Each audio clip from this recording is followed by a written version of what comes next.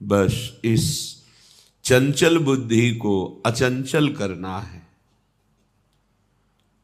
ये मन और बुद्धि ने ही हमें बांध दिया भ्रमात्मक माया में। यही हमें जलाते रहते हैं, फंसाते रहते हैं। नाना प्रकार के दुख ना होने पर भी ये दुख देते रहते हैं। मय्येव मन आधत्सो मयि बुद्धिम निवेशय, भगवान का आदेश है। अर्जुन जी के सामने खड़े हैं भगवान। अगर कहे कि आप में सामर्थ्य है, चमत्कार है, तो कर लो, हम जा रहे हैं विषयों का सेवन करने, तब हम मानेंगे। ऐसा सिद्धांत नहीं, इसे मूर्खता कहते हैं। मूर्खता अध्यात्म मार्ग में आरूढ़ नहीं होने देती। यदि आपके अंदर पिपाशा भगवत मार्ग की नहीं है तो भगवान के समीप रहते हुए भी आप माया जनित बंधन में ही रहेंगे, समीप रहते हुए भी।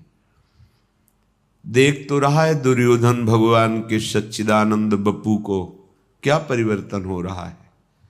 उपदेश भी कर रहे श्री भगवान, तो श्री भगवान से कह रहा है कि आप ऐसा न समझे कि मैं धर्म को जानता नहीं हूं। धर्म को जानता हूं पर मेरी रुचि नहीं है, अधर्म में मेरी रुचि है। यदि आपकी वृत्ति भगवद विरोधी आचरणों में सुखपूर्वक विचरने का भाव रखती है तो कोई आपका परिवर्तन नहीं कर सकता। कहीं भी चले जाओ आप, आपका परिवर्तन आपसे होगा। जब आप विकल होंगे दिव्य रस प्राप्ति के लिए तो सब संयोग काम करेगा। नहीं तो आपको संतों की कृपा से बड़ा सा बड़ा पद मिल जाए, बड़ी सी बड़ी व्यवस्था मिल जाए, ये सब कल सुना आपने सत्संग में। शास्त्रावाव अर्जुन को भगवान दत्तात्रेय की कृपा से विमान मिला, ऐश्वर्य मिला, सब नष्ट भ्रष्ट हो गया। ये मन और बुद्धि भगवान में जितना हमको प्रयास, ऊर्जा, शक्ति, बल दिया है, हमें अर्पित करना है भगवान में। ये अभ्यास से होता है। आप रात दिन जब इस बात का अभ्यास करेंगे कि आपका मन, आपकी बुद्धि प्रभु में अचल हो जाए, तो हो जाएगी, पक्का हो जाएगी। पर आप अभ्यास नहीं करते। आप सोचते हैं कि कोई ऐसा चमत्कार प्रकट कर दे, तो हम आपको कहते हैं ऐसा कोई चमत्कार नहीं है। शास्त्रों के स्वाध्याय से और संतों के संग से और उनके वचनों की कृपा प्रसाद से ऐसा अनुभव हुआ है। आपको करना होगा। संपूर्ण शास्त्रों में भगवत प्राप्त महापुरुषों की ही वाणी है और वो अपने निज जनों को सामने ही उपदेश करते हैं। पर वो कहते हैं कि यदि मुझे जानना है, मुझे पाना है, तो तुमको अपना मन समर्पित करना होगा, अपनी बुद्धि समर्पित करनी होगी। ये आपका कार्य है। आप अपने मन और बुद्धि को विषयों में लगाएं, मनमानी आचरणों में लगाएं, कुतर्क विचारों में लगाएं, फिर भगवदानंद नहीं। ये तो अत्यंत श्रद्धा और विश्वास से है। वचनों पर श्रद्धा विश्वास करके जब आगे बढ़ा जाता है तो भगवत कृपा से हृदय में प्रकाश होता है। जैसे अभी आंख मूंदो तो अंधकार नजर आएगा, फिर आंख खोलो या मूंदो एक ही बात नजर आती है। वो नजरों में बैठ जाते हैं। वो कोई प्रवचन की वस्तु नहीं है, वो कोई पार्थिव वस्तु नहीं कि उसे प्रमाणित करके दिखाया जाए। तो अनुभव गम में भजे ही जय संता। जो आपको नाम मिला है, मंत्र मिला है, इस पावन भूमि में बैठने का सौभाग्य मिला है, यहां की बड़ी सी बड़ी पदवी मायाकृत है। आज है, कल नहीं रहेगी। पदवी और पदवी वाला दोनों नहीं रहेंगे। स्थायी, अविनाशी, नित्य सच्चिदानंद बात प्रभु का नाम जितना, आपने कमा लिया, वो लोक लोकांतर में आपको महासुख प्रदान करेगा। ये विश्वास का विषय है। इसको बाहरी किसी कागज में लिख करके प्रमाणित नहीं किया जा सकता।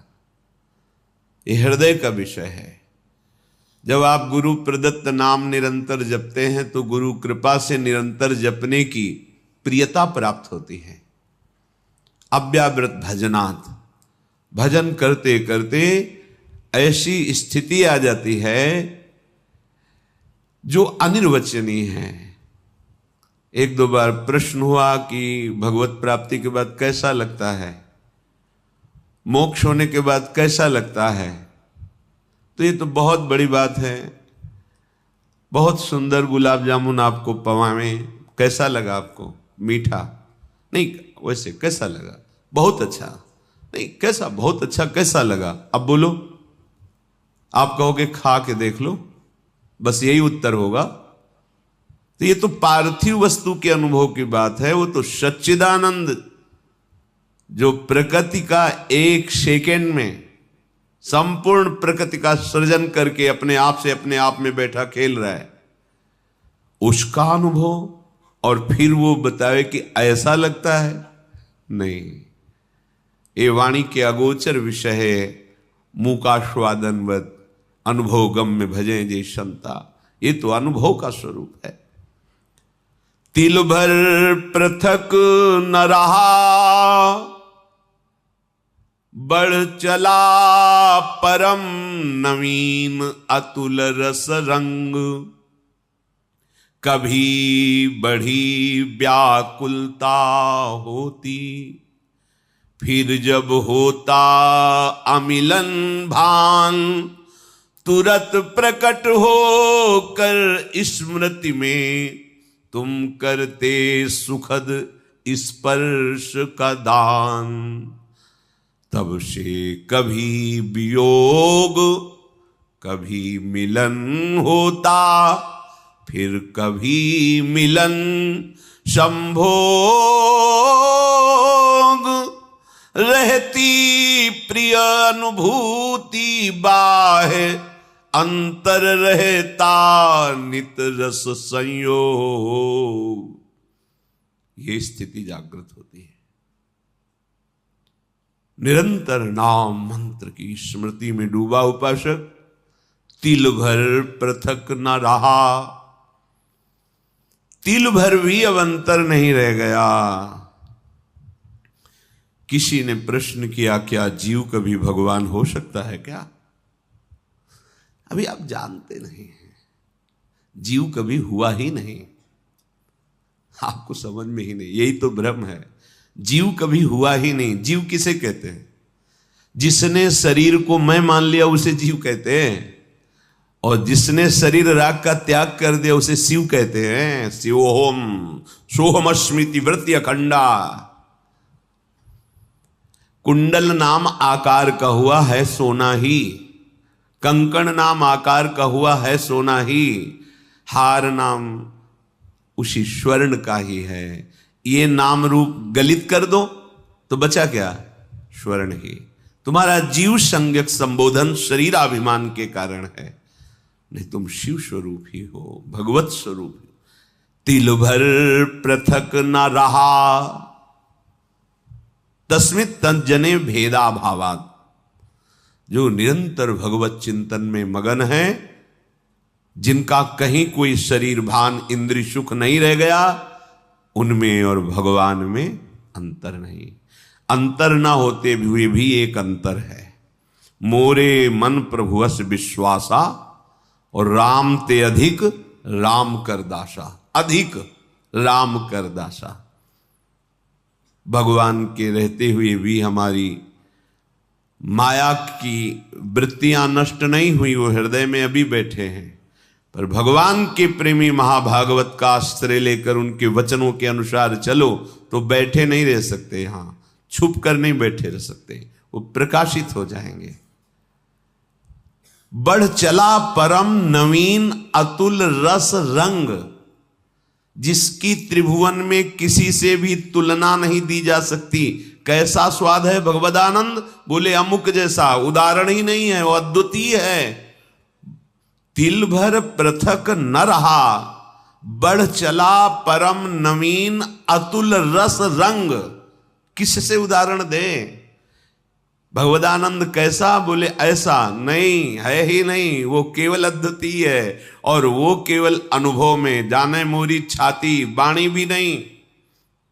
ध्रुवदास जी कहते हैं जिन नेत्रों ने देखा उनको बोलने की सामर्थ्य नहीं, जो वाणी बोल रही उसने देखा नहीं, कैसे बात को बतावें? कभी बड़ी व्याकुलता होती है, कब? जब एकदम भाव आया, अरे प्रभु हमसे दूर हैं, अभी अभी उन्हीं में डूबे हुए हैं।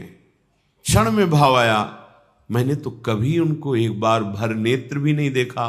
दहाड़ मार के रोना शुरू हो गया। फिर तुरंत क्षण में भाव बदला, सामने मुस्कुराते युगल सरकार, परमानंद में निमग्न कृतकृत्यता का अनुभव। कभी बड़ी व्याकुलता होती, फिर जब होता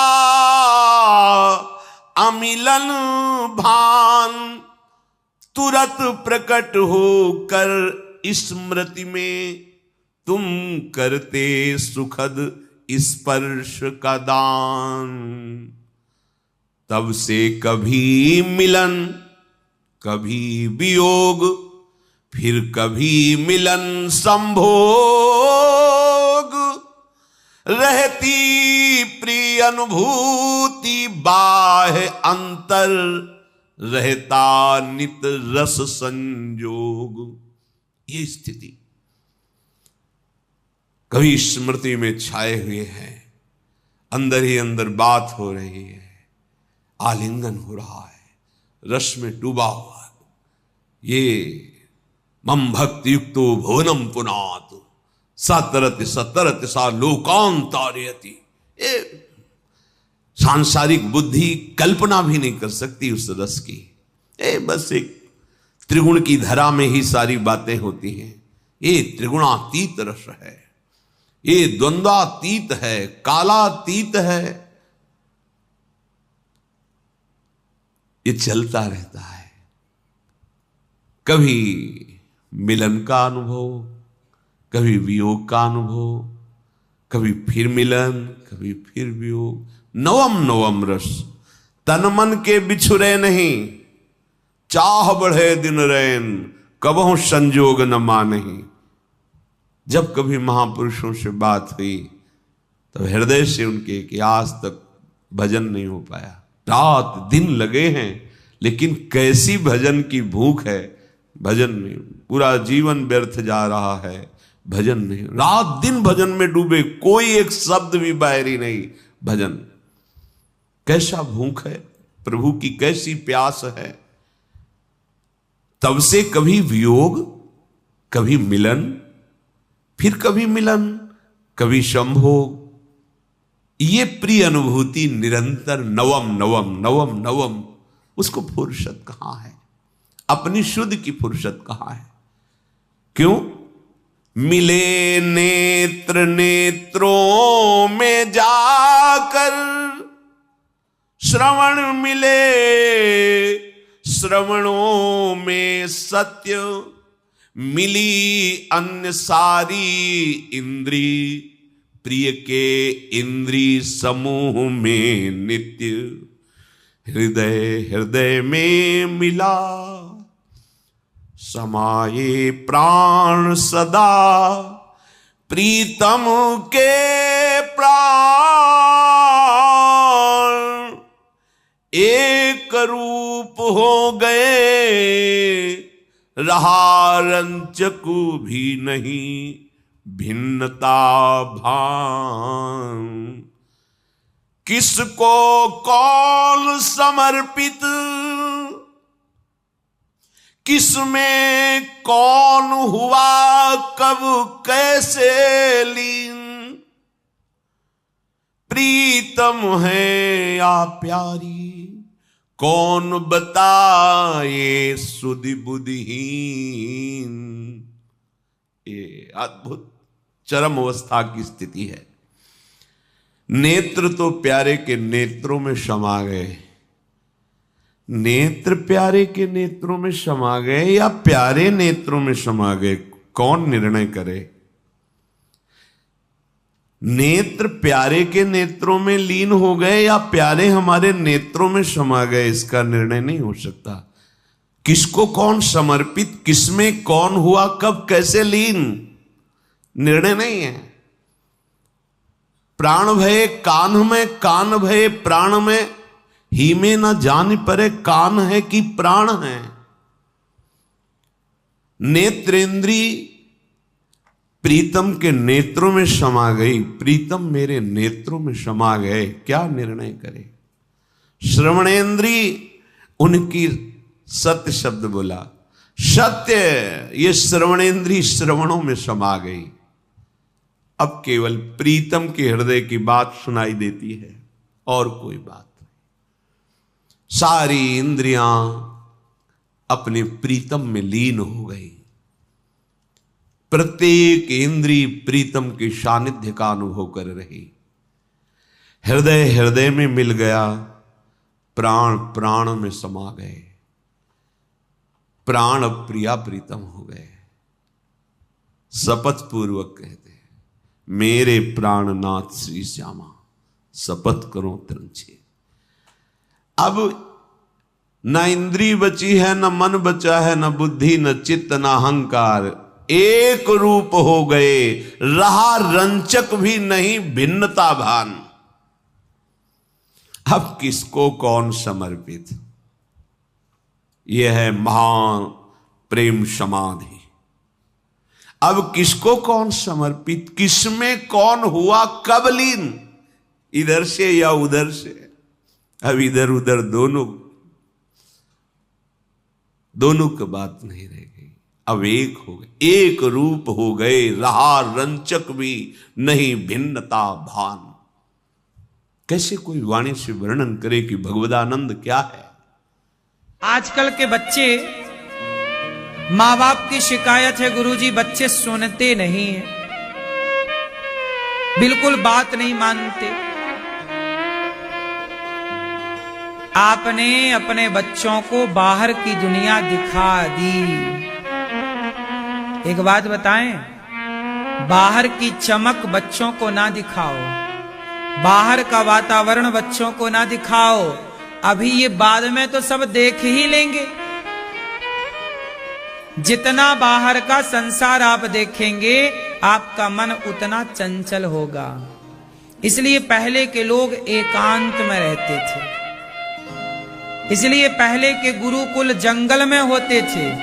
कोई ना दिखे, कोई ना दिखेगा तो केवल पुस्तक दिखेगी, पढ़ाई दिखेगी, और कोई दिखा तो फिर वही दिखेगा, पढ़ाई ना दिखेगी। क्यों जी, बात सही है। आजकल के लड़के मोबाइल पर सारा संसार देख लेते हैं, और जितना आप देखते हैं, आपकी आंखें, आपका मन उतना ही चंचल होता है। चंचलता बढ़ाना है तो ज्यादा देखो, और चंचलता मिटाना है तो कंट्रोल करो देखने में। बच्चों को कम से कम दिखाओ। आप लोग क्या करते हैं, बच्चों को घुमाने ले जाते हैं। बच्चों को घुमाने आप कहां ले जाते हैं? जितना घुमाएंगे बच्चों को, कहां घुमाओ? वृंदावन लाओ बच्चों को, बच्चों को कथा सुनवाओ, सत्संग कराओ, बच्चों को झोपड़पट्टी में लेकर जाओ, गरीबों के पास बिठाओ, उनकी स्थिति दिखाओ कि देखो तुम महंगी टॉफी खाते हो, खिलौनों में खेलते हो, ये देखो बच्चों के पास खिलौने भी नहीं है। इससे क्या होगा, बच्चे देखेंगे कि हम कहाँ हैं और वो कहाँ है, हमें चीजों का कैसे सदुपयोग करना चाहिए। आपने चमक दिखाई दुनिया की, तो बस वो चमक में बच्चे अंधे हो जाते हैं। क्योंकि बच्चे लड़कपन के बाद कहां जाते हैं? बोलो, जवानी में। लड़कपन के बाद क्या आती है? जोर से। और जवानी क्या होती है? अंधी। जवानी क्या होती है? हाँ, अभी तो आप लोग अंधे भी होंगे, नहीं होंगे? जवानी कैसी होती है? बोलो, अंधी जवानी, लंगड़ा बुढ़ापा। बुढ़ापा होता है, लंगड़ा जवानी होती है। हाँ, अभी कुछ ना देखो, केवल पुस्तक देखो, पढ़ो, क्योंकि अभी थोड़े टाइम बाद तो अभी और आंखों में अंधेरा छाएगा जैसे ही दुनिया देखोगे। ये अंधी जवानी, इसे संभालना बड़ा कठिन है। ये संभल गई तो सब संभल जाता है। क्यों जी, बात सही है? अक्सर लोग बिगड़ते कब हैं? बुढ़ापे में कोई थोड़ी बिगड़ता है। कोई 1-8% बिगड़े बुढ़ापे में तो बिगड़ा। अक्सर लोग कहां बिगड़ते हैं? बोलो, जवानी। अच्छा, बनाने वाली भी जवानी है और बिगाड़ने वाली भी। ये जवानी को जरा संभाल के रखना चाहिए। इसलिए पहले के टाइम पर जवानी कहां आती थी? गुरु के पास।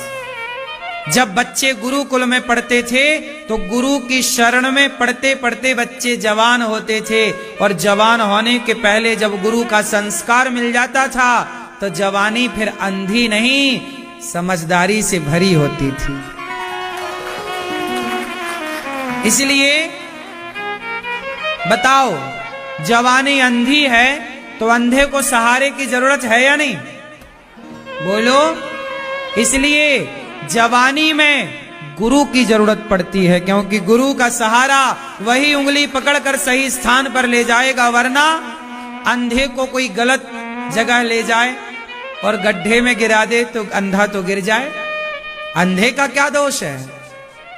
क्यों जी, हम अंधे हैं, आपने हमारी उंगली पकड़ी और ले जाके गड्ढे में गिरा दिया तो हम तो आपके भरोसे थे ना। इसलिए गुरु होता है। गुरु कब बनाने चाहिए? आजकल लोग गुरु बुढ़ापे में बनाते हैं, ठीक है, पर गुरु जवानी में ही मिल जाए तो बढ़िया, क्योंकि सहारे की जरूरत तब है जब आप अंधे हैं। सही वक्त पर ना सही मार्गदर्शन की जरूरत पड़ती है, मार्गदर्शक की जरूरत पड़ती है।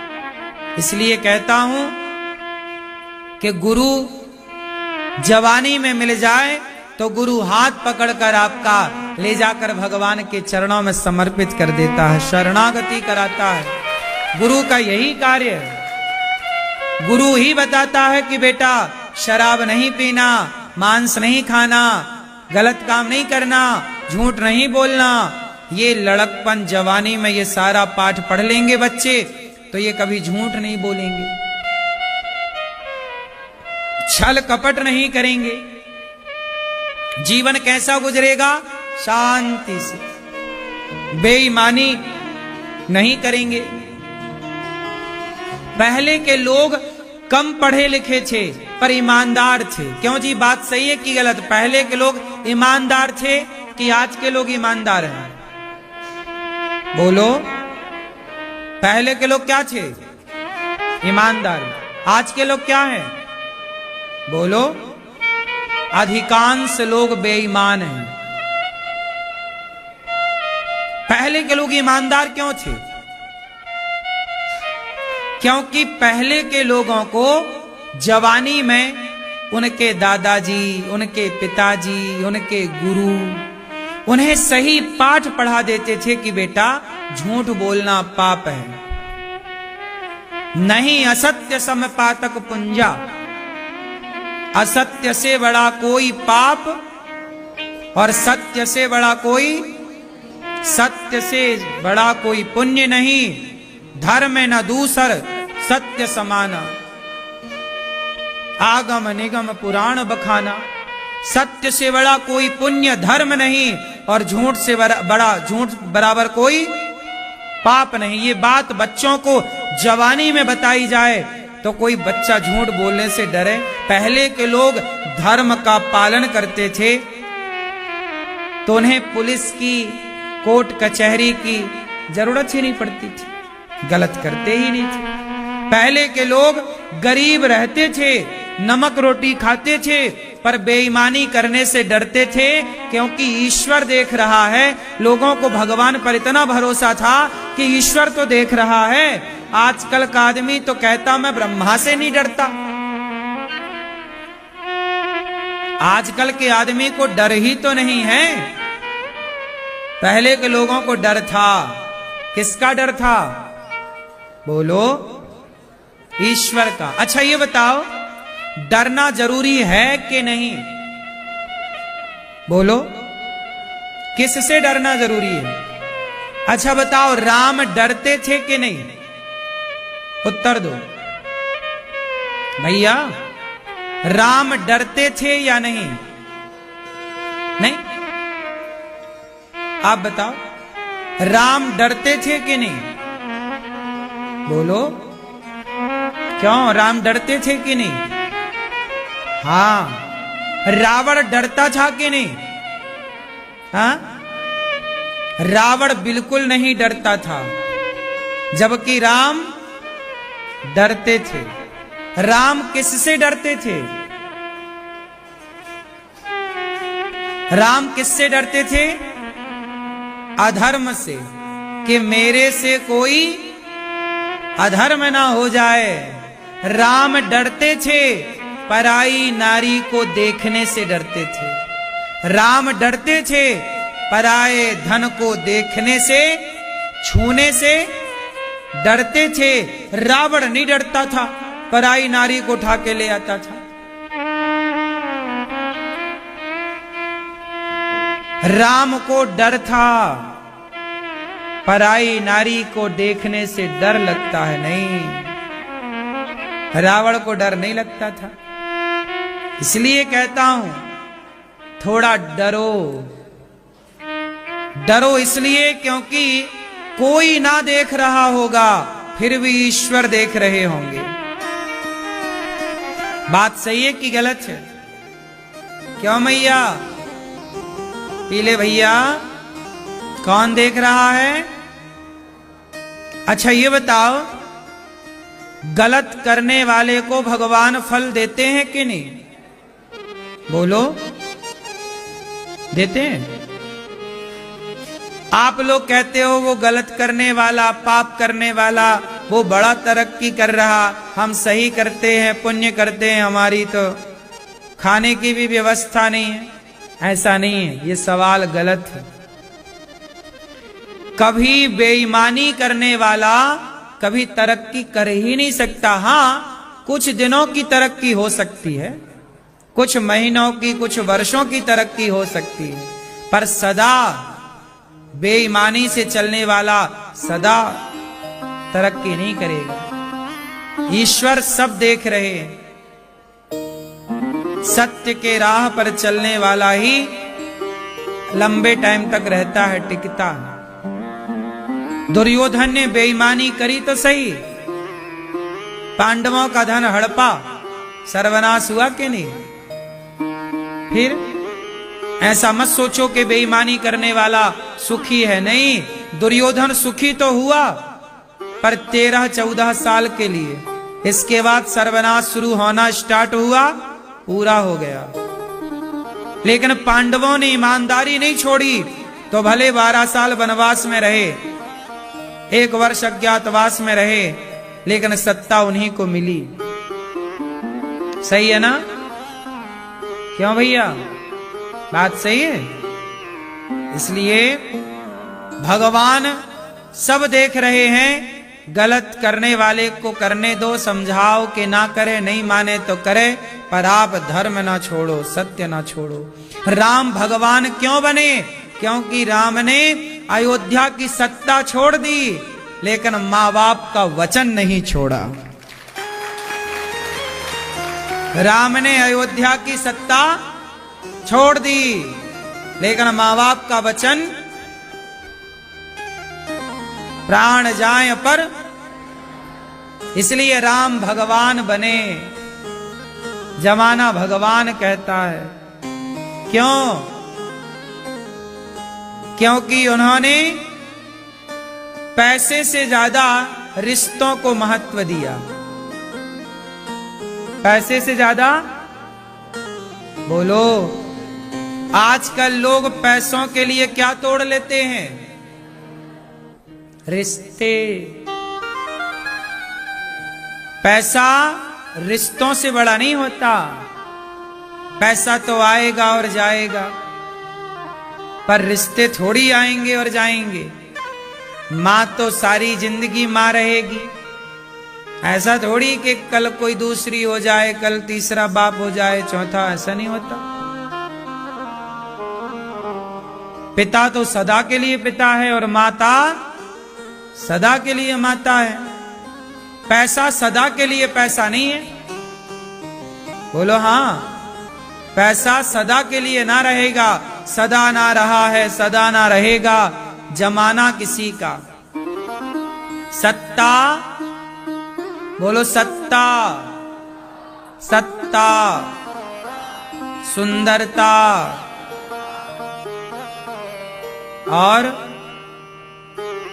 ये जो सत्ता है ये सदा ना रहेगी। आज आप बड़े पद पर हो, आज आपका रुतबा है, आज आपका सम्मान है, जरूरी थोड़ी है कि सदा रहे। सत्ता, सुंदरता, सुंदरता सदा ना रहेगी। आज जवानी है, कल बुढ़ापा भी आएगा।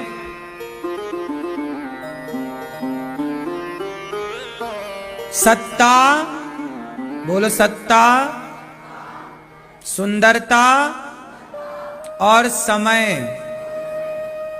ये किसी के बाप की बफौती। सत्ता, कल राजा कोई और था, कल होगा कोई और।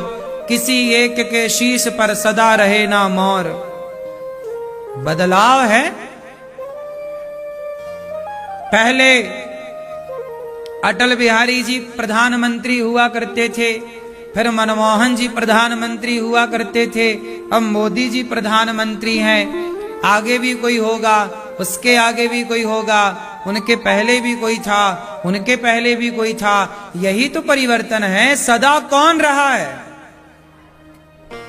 बोलो, ये संसार परिवर्तनशील है। ना सदा हम रहेंगे, ना सदा आप रहेंगे। इसलिए प्रकृति नदी की धारा की तरह बह रही है।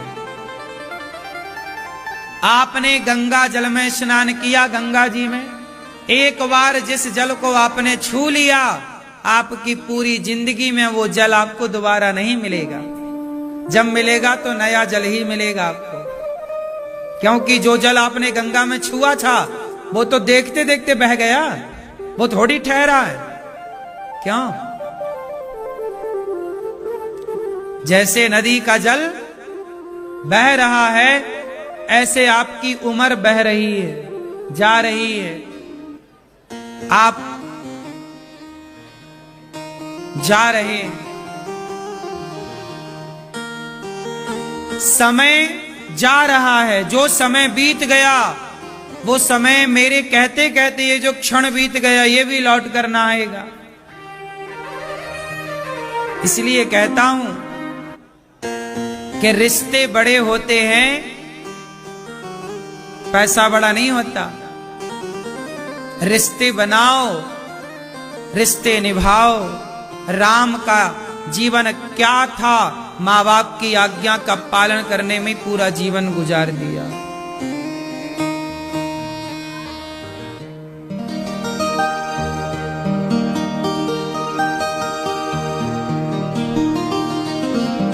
चली जा रही है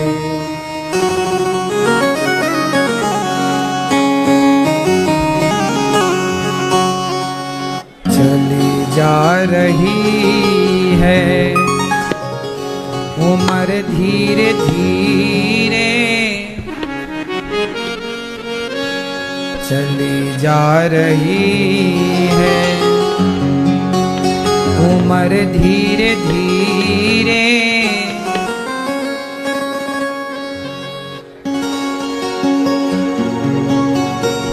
पल पल यूं आठों पहर धीरे धीरे चली जा रही है।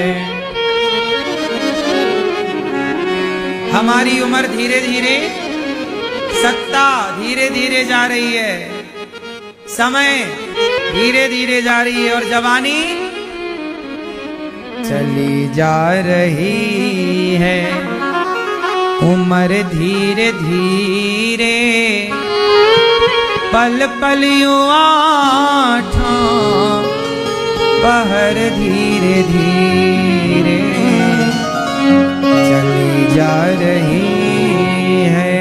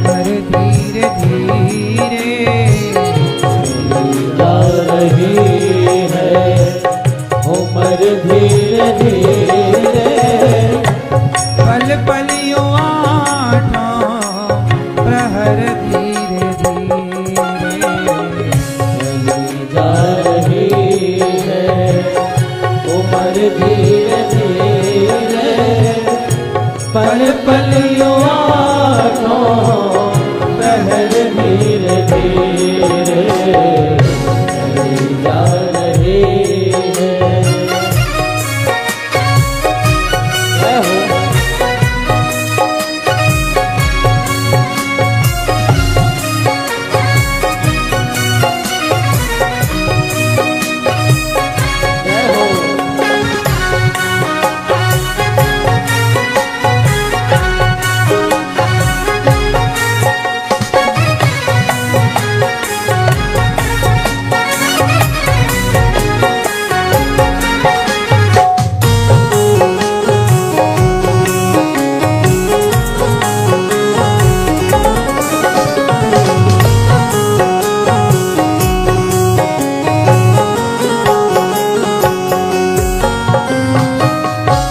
बचपन भी जाए जवानी भी जाए, हाँ जवानी भी जाए।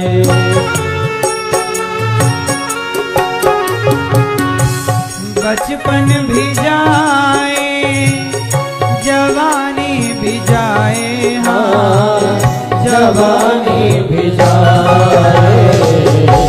बुढ़ापे का होगा असर धीरे धीरे, बुढ़ापे का होगा असर धीरे धीरे पल पल यूं आठों पहर धीरे धीरे चली जा रही है।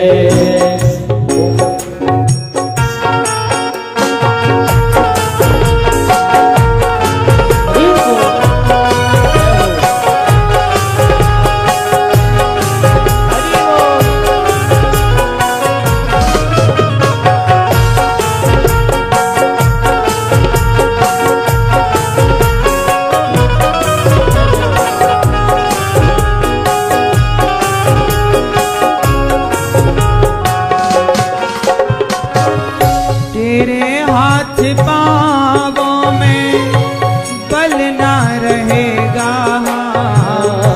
बल ना रहेगा।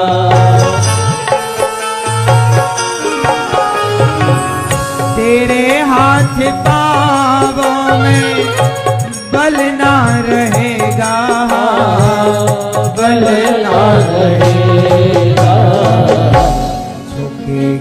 कमर अब झुकेगी तुम्हारी कमर धीरे धीरे झुकेगी तुम्हारी कमर धीरे धीरे चली जा रही है।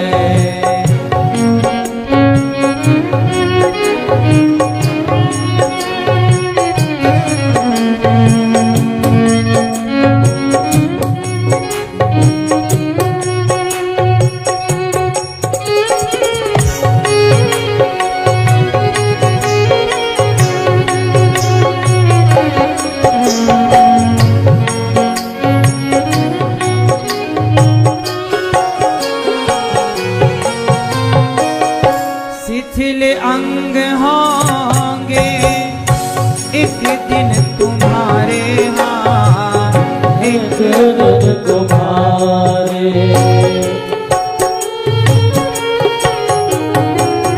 शिथिल अंग होंगे एक दिन तुम्हारे हाथ एक दिन तुम्हारे फिर मंद होगी नजर धीरे धीरे मंद होगी नजर धीरे धीरे चली जा रही है उम्र धीरे धीरे चली जा रही है। उम्र धीरे धीरे चली जा रही है। उम्र धीरे धीरे पल पल युवा आठों पहर धीरे धीरे चली जा रही है। उम्र धीरे धीरे पल पल युवा आठों पहर धीरे धीरे चली जा रही है। उम्र धीरे धीरे पल पल युवा पहर धीरे धीरे पल पल युवा पहर धीरे धीरे पल पल युवा पहर धीरे धीरे।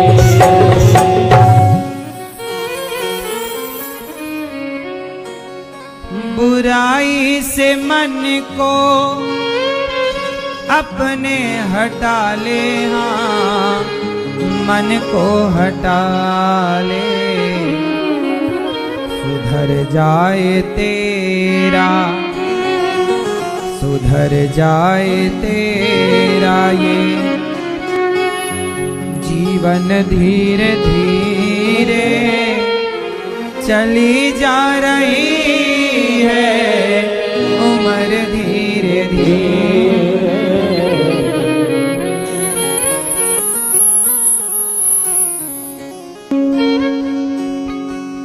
उम्र कैसे जा रही है?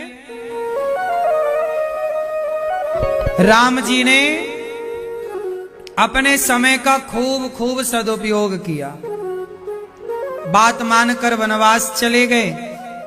राम जी 14 वर्ष तक कहां रहे? वनवास में।